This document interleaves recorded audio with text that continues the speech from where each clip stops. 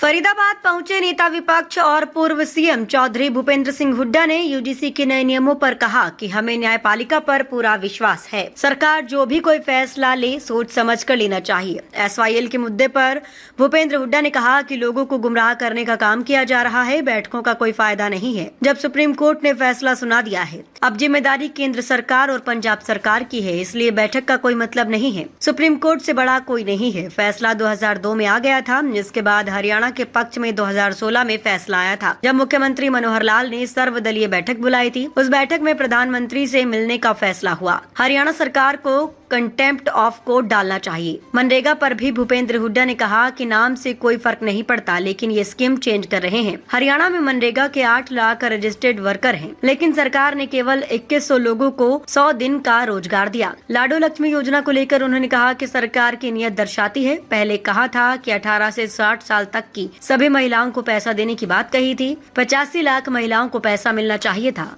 आपके आने का कारण क्या रहा फरीदाबाद आने का?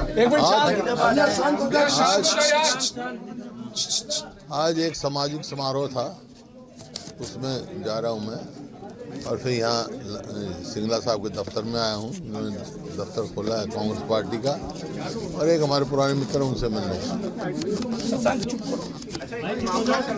यूजीसी को लेकर जिसके सुप्रीम कोर्ट ने रोक लगा दी, क्या मानना है, क्या मकसद था सरकार का इसे लाने के लिए? देखिए, कोई मकसद का सवाल नहीं। सवाल ये है, हमारे को न्यायपालिका पे पूर्ण विश्वास है, और वो जो फैसला करेंगे ठीक ही करेंगे। सरकार को भी कोई फैसला लें सोच समझ के लेना चाहिए। क्या लगता है इससे समाज में बंटवारा, समाज को बांटने? देखिए, मैं बता रहा हूँ ना, न्यायपालिका पे हमारे को पूर्ण विश्वास है, और वो जो भी नतीजा आएगा सामने आएगा, तो स्टे है उसके ऊपर।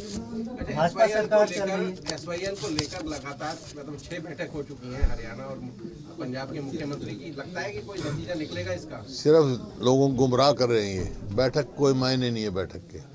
किस बात की बैठक करें, मैं समझ से बाहर है। भाई, जब एक फैसला सुप्रीम कोर्ट, देश का उच्चतम न्यायालय ने फैसला सुना दिया है कि ये जिम्मेवारी केंद्र सरकार की और पंजाब सरकार की है एसवाईएल खोलने का, हम कोई वो थोड़ा ही कर रहे हैं, हम तो अपना हक ले रहे हैं। तो आगे कोई बात ही नहीं। अब किस बात की बैठक कर रही है? सुप्रीम कोर्ट से बड़ा तो कोई कोर्ट नहीं है। सुप्रीम कोर्ट से फैसला हो चुका। ये फैसला 2002 में आ गया था सुप्रीम कोर्ट का। फिर पंजाब सरकार ने एब्रोगेट कर दिया जो फैसला हुआ था।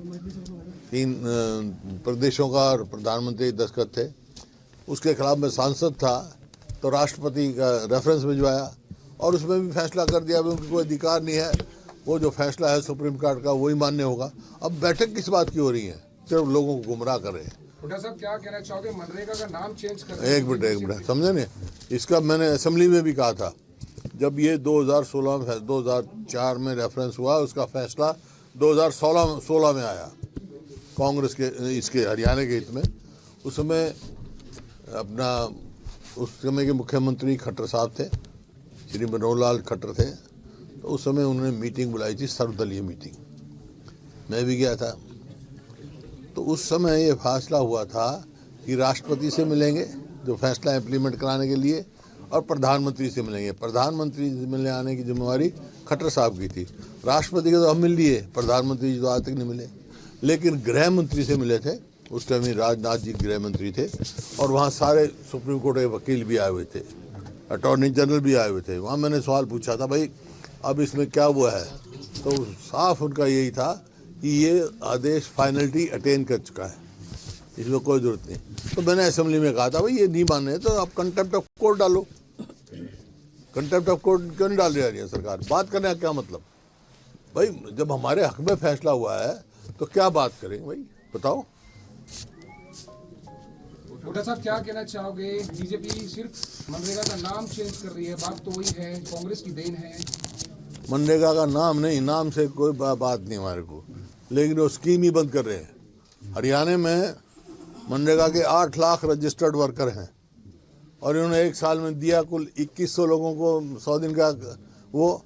और जहां आप नहीं रोजगार दे पाते हैं उनको कंपनसेशन देना पड़ता है। पिछले 5 साल में एक आदमी को भी कंपनसेशन नहीं दिया।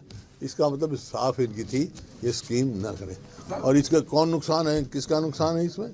इसमें नुकसान है जो मनरेगा का काम करते हैं, उसमें 90% शेड्यूल कास्ट और बैकवर्ड क्लासेस के गरीब आदमी। लाडो लक्ष्मी योजना में लगातार बदलाव किए जा रहे हैं, क्या कहेंगे? नीयत दर्शाता है। कहा था सबको देंगे 18 से लेके 60 साल तक, उसके हिसाब से 2 करोड़ 13 लाख हम बीपीएल में थे, तो 85 लाख महिलाओं को मिलना चाहिए ना। आज कितने को मिल रहा है? कभी आएंगे कहीं नहीं 1 लाख में तो कर दी, फिर कह दिया जिसके बच्चे फर्स्ट क्लास लेंगे उनको मिलेगी। सिर्फ ऐसे अड़ंगे अड़ाने हैं जिससे देना ही ना पड़े कुछ।